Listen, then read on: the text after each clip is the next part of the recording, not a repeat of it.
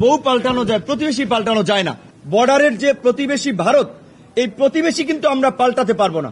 তাহলে এখন প্রতিবেশীর সাথে যদি আমাদের বৈরী সম্পর্ক থাকে, তারাও ক্ষতিগ্রস্ত হবে, আমরাও ক্ষতিগ্রস্ত হব।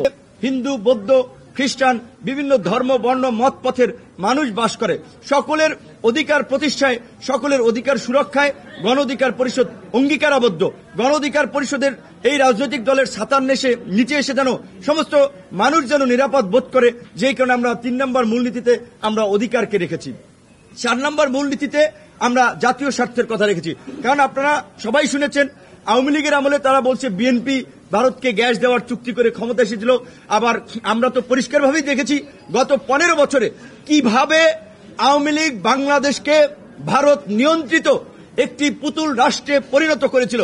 এবং এই শেখ হাসিনার পতনেও শেষ দিকেও ভারতের সামরিক বাহিনীর হস্তক্ষেপে শেখ হাসিনা কিভাবে এই দেশে গণহত্যা চালাতে চেয়েছিল এবং রয়ের সহযোগিতায় গণহত্যা চালিয়েছিল, সেগুলো আজকে পরিষ্কার। ভারতীয় গোয়েন্দা সংস্থা রয়ের সহযোগিতায় এবং ভারতের সমর্থনে। কাজেই আমরা বলেছি যে দল নয়, মত নয়, সবার আগে বাংলাদেশ, সবার আগে বাংলাদেশ, সবাই মিলে গর্বদেশ, সবাই মিলে গর্বদেশ। কাজী এই দেশকে সবার উপরে স্থান দিতে হবে। যার কারণে আমরা বলছি যে জাতীয় স্বার্থ গণ অধিকার পরিষদের রাজনীতিতে অন্যতম প্রাধান্য। যার কারণে এই 4টি মূল নীতি।